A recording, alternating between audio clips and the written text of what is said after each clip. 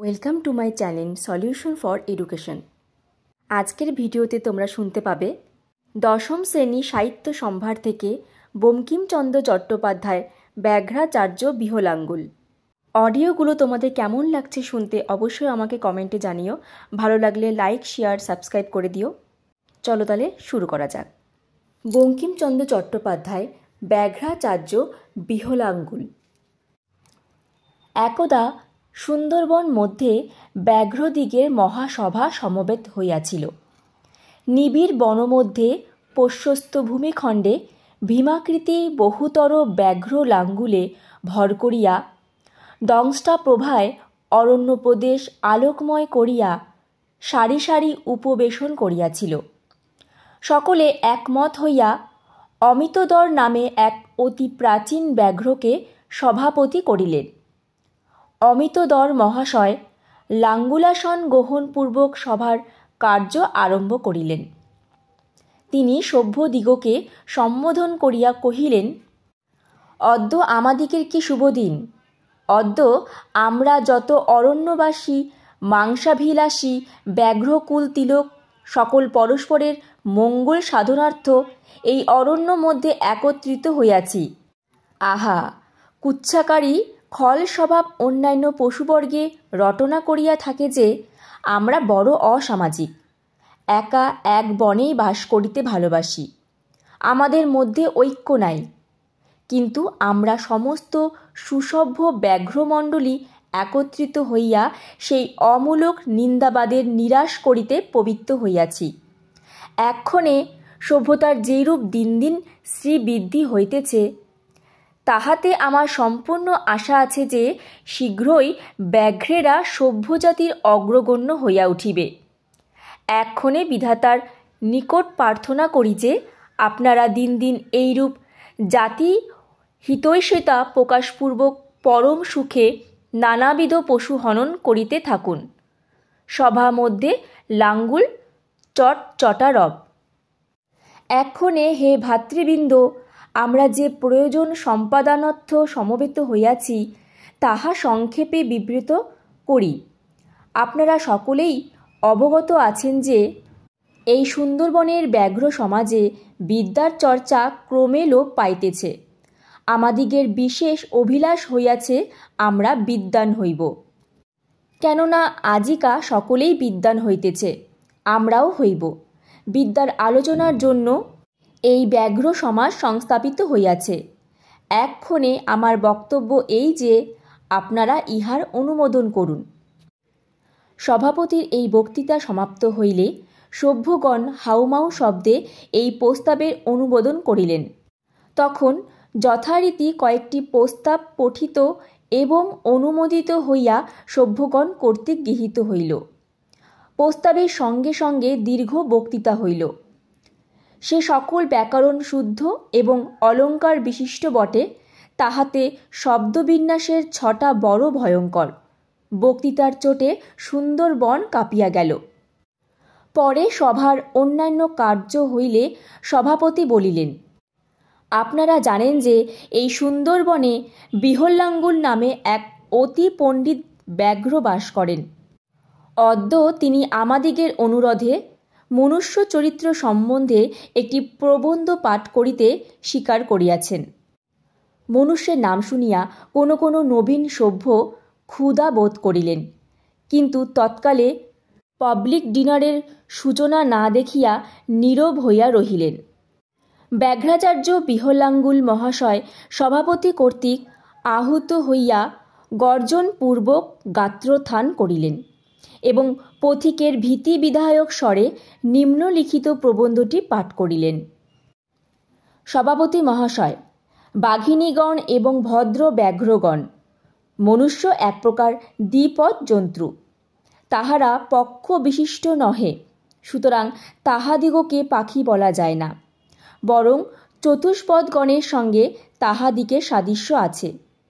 চতুষ্পদগণের যে যে অঙ্গ, যে যে অস্থি আছে, মনুষ্যেরও সেই রূপ আছে। অতএব মনুষ্যদিগকে এক প্রকার চতুষ্পদ বলা যায়। প্রভেদ এই যে চতুষ্পদের যেরূপ গঠনের পারিপাট্য মনুষ্যের তাদিশ নেই। কেবল ইদিশ প্রভেদের জন্য আমাদিগের কর্তব্য নহে যে আমরা মনুষ্যকে দ্বিপদ বলিয়া ঘৃণা করি। চতুষ্পদ মধ্যে বানর দিগের সঙ্গে মনুষ্যগণের বিশেষ সাদৃশ্য। পণ্ডিতেরা বলেন যে কালক্রমে পশুদিগের অবয়বের উৎকর্ষ জন্মিতে থাকে। এক অবয়বের পশু ক্রমে অন্য উৎকৃষ্টতর পশুর আকার প্রাপ্ত হয়। আমাদিগের ভরসা আছে যে মনুষ্য পশুও কালপ্রভাবে লাঙ্গুলাদি বিশিষ্ট হইয়া ক্রমে বানর হইয়া উঠিবে। মনুষ্য পশু যে অত্যন্ত সুস্বাদু এবং সুভোগ্য তাহা আপনারা বোধহয় সকলেই অবগত আছেন। শুনিয়া সভ্যগণ সকলে আপন আপন মুখ চাটিলেন। তাহারা সচরাচর অনায়াসেই মারা পড়ে। মৃগাদির ন্যায় তাহারা দ্রুত পলায়নে সক্ষম নহে, অথচ মহিষাদির ন্যায় বলবান বা শৃঙ্গাদি আয়ুধযুক্ত নহে। জগদীশ্বর এই জগৎ সংসারে ব্যাঘ্রজাতির সুখের জন্য সৃষ্টি করিয়াছেন সন্দেহ নাই। সেই জন্য ব্যাঘ্রের উপাদেয় ভোজ্য পশুকে পলায়নের বা আত্মরক্ষার ক্ষমতা পর্যন্ত দেন নাই। বাস্তবিক মনুষ্যজাতি যেরূপ অরক্ষিত, নখ দন্ত সিংহাদি বর্জিত, গমনে মন্থর এবং কোমল প্রকৃতি, তাহা দেখিয়া বিস্মিত হইতে হয় যে কি জন্য ঈশ্বর ইহাদিগকে সৃষ্টি করিয়াছেন। ব্যাঘ্র জাতির সেবা ভিন্ন ইহাদিগের জীবনের কোনো উদ্দেশ্য দেখা যায় না। এই সকল কারণে বিশেষ তাহাদিগের মাংসের কোমলতা হেতু আমরা মনুষ্য জাতিকে বড় ভালোবাসি, দৃষ্টি মাত্রেই ধরিয়া খাই। আশ্চর্যের বিষয় এই যে তাহারাও বড় ব্যাঘ্রভক্ত।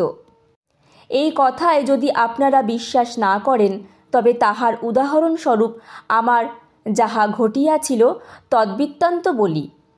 আপনারা অবগত আছেন, আমি বহুকালবধি দেশ ভ্রমণ করিয়া বহুদর্শী হইয়াছি। আমি যে দেশে প্রবাসে ছিলাম সে দেশ এই ব্যাঘ্রভূমি সুন্দরবনের উত্তরে আছে। তথায় গো মনুষ্যাদি ক্ষুদ্রাশয় অহিংস পশুগণই বাস করে। তথাকার মনুষ্য দ্বিবিধীয়, এক জাতি কৃষ্ণবর্ণ, এক জাতি শ্বেতবর্ণ। একদা আমি সেই দেশে বিষয়কর্ম উপলক্ষে গমন করিয়াছিলাম। শুনিয়া মহাদংষ্টা নামে একজন উদ্ধত স্বভাব ব্যাঘ্র জিজ্ঞাসা করিলেন, বিষয়কর্মটা কি? বিহলাঙ্গুল মহাশয় কহিলেন, বিষয়কর্ম আহারান্বেষণ। এখন সভ্যলোকে আহারান্বেষণকে বিষয়কর্ম বলে। ফলে সকলেই যে আহারান্বেষণকে বিষয়কর্ম বলে এমত নহে। সম্ভ্রান্ত লোকের আহার অন্বেষণের নাম বিষয়কর্ম, অসম্ভ্রান্তের আহার অন্বেষণের নাম জুয়াচুরি, উজ্জবৃত্তি এবং ভিক্ষা। ধূর্তের আহার অন্বেষণের নাম চুরি, বলবানের আহার অন্বেষণের দস্যুতা। লোক বিশেষে দস্যুতা শব্দ ব্যবহার হয় না, তৎপরিবর্তে বীরত্ব বলিতে হয়। যে দস্যুর দণ্ডপ্রণেতা আছে সেই দস্যুর কার্যের নাম দস্যুতা। যে দস্যুর দণ্ডপ্রণেতা নাই তাহা দস্যুতার নাম বীরত্ব। আপনারা যখন সভ্য সমাজে অধিষ্ঠিত হইবেন তখন এই সকল নাম বৈচিত্র্য স্মরণ রাখিবেন, নচেত লোকে অসভ্য বলিবে। বস্তুত আমার বিবেচনায় এত বৈচিত্র্যের প্রয়োজন নাই। এক উদর পুজো নাম রাখিলেই বীরত্বাদি সকল বুঝাইতে পারে। সে যাহাই হোক, যাহা বলিতেছিলাম শ্রবণ করুন। মনুষ্যেরা বড় ব্যাঘ্রভক্ত। আমি একদা মনুষ্য বসতি মধ্যে বিষয়কর্ম উপলক্ষে গিয়াছিলাম। শুনিয়াছেন কয়েক বছর হইল এই সুন্দরবনে পোর্ট ক্যানিং কোম্পানি স্থাপিত হইয়াছিল। মহাদংষ্টা বক্তৃতা বন্ধ করাইয়া জিজ্ঞাসা করিলেন, পোর্ট ক্যানিং কোম্পানি কিরূপ জন্তু? বিহলাঙ্গুল কহিলেন, তাহা আমি সবিশেষ অবগত নহি। ওই জন্তুর আকার হস্তপদাদি কিরূপ, জিঘাংসাই বা কেমন ছিল, ওই সকল আমরা অবগত নহি। শুনিয়াছি ওই জন্তু মনুষ্যের প্রতিষ্ঠিত, মনুষ্যদিগেরই হৃদয় শোণিত প্রাণ করিত এবং তাহাতে বড় মোটা হইয়া মরিয়া গিয়াছে। মনুষ্যজাতি অত্যন্ত অপরিণামদর্শী, আপন আপন বোধোপায়ে সর্বদা আপনারই সৃজন করিয়া থাকে। মনুষ্যেরা যে সকল অস্ত্রাদি ব্যবহার করিয়া থাকে সেই সকল অস্ত্রই এ কথার প্রমাণ। মনুষ্যবোধই ওই সকল অস্ত্রের উদ্দেশ্য। শুনিয়াছি কখনো কখনো সহস্র সহস্র মনুষ্য প্রান্তর মধ্যে সমবেত হইয়া ওই সকল অস্ত্রাদির দ্বারা পরস্পর প্রহার করিয়া বধ করে। আমার বোধ হয় মনুষ্যগণ পরস্পরের বিনাশার্থ এই পোর্ট ক্যানিং কোম্পানি নামক রাক্ষসের সৃজন করিয়াছিল। সে যাহাই হোক, আপনারা স্থির হইয়া এই মনুষ্য বৃত্তান্ত শ্রবণ করুন। মধ্যে মধ্যে রসভঙ্গ করিয়া প্রশ্ন জিজ্ঞাসা করিলে বক্তৃতা হয় না। সভ্য জাতিদিগের এরূপ নিয়ম নহে। আমরা এক্ষণে সভ্য হইয়াছি, সকল কাজে সভ্যদিগের নিয়মানুসারে চলা ভালো। আমি একদা সেই পোর্ট ক্যানিং কোম্পানির বাসস্থান মাতলায় বিষয়কর্ম উপলক্ষে গিয়াছিলাম। তথায় এক বংশমণ্ডপ মধ্যে একটা কোমল মাংসযুক্ত নিত্যশীল ছাগবৎস দৃষ্টি করিয়া তদা সাধনার্থ মণ্ডপ মধ্যে প্রবিষ্ট হইলাম। ওই মণ্ডপ ভৌতিক, পশ্চাৎ জানিয়াছি মনুষ্যেরা উহাকে ফাঁদ বলে।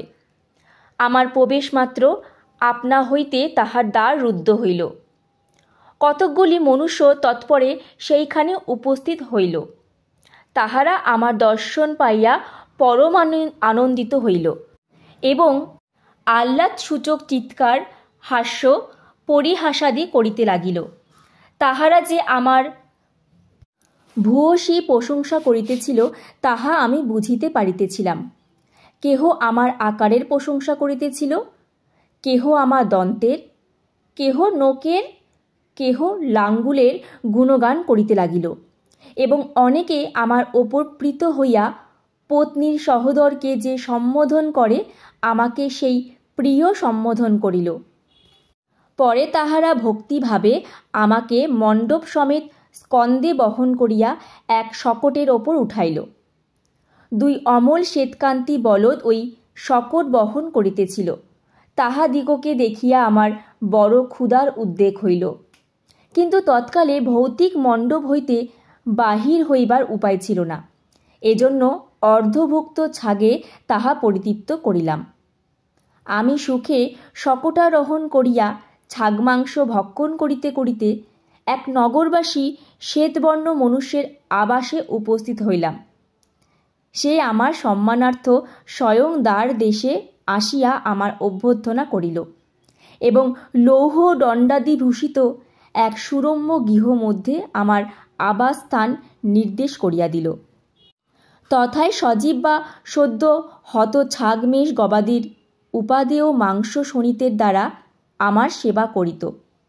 অন্যান্য দেশ বিদেশী বহুতর মনুষ্য আমাকে দর্শন করিতে আসিত। আমিও বুঝিতে পারিতাম যে উহারা আমাকে দেখিয়া চরিতার্থ হইত। আমি বহুকাল ওই লৌহ জ্বালাবৃত প্রকোষ্ঠে বাস করিলাম। ইচ্ছা ছিল না যে সে সুখ ত্যাগ করিয়া আরই ফিরিয়া আসি, কিন্তু স্বদেশ বাৎসল্য প্রযুক্ত থাকিতে পারিলাম না। আহা, যখন এই জন্মভূমি আমার মনে পড়িত তখন আমি হাউ হাউ করিয়া ডাকিতে থাকিতাম, হে মাতো সুন্দরবন, আমি কি তোমাকে কখনো ভুলিতে পারিব? আহা, তোমাকে যখন মনে পড়িত তখন আমি ছাগ মাংস ত্যাগ করিতাম, মেষ মাংস ত্যাগ করিতাম, অর্থাৎ অস্থি এবং চর্ম মাত্র ত্যাগ করিতাম এবং সর্বদা লাঙ্গুলাঘাতের দ্বারা আপনার অন্তঃকরণের চিন্তা লোককে জানাইতাম। হে জন্মভূমি, যতদিন আমি তোমাকে দেখি নাই ততদিন ক্ষুধা না পাইলে খাই নাই, নিদ্রা না আসিলে নিদ্রা যাই নাই। দুঃখের অধিক পরিচয় আর কি দিব?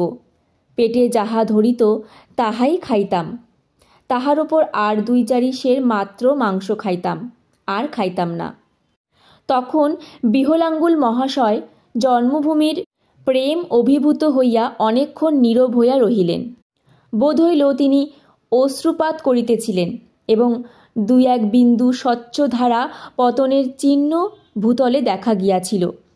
কিন্তু কতিপয় যুবা ব্যাঘ্র তর্ক করেন যে সে বিহলাঙ্গুলের অশ্রুপতনের চিহ্ন নহে।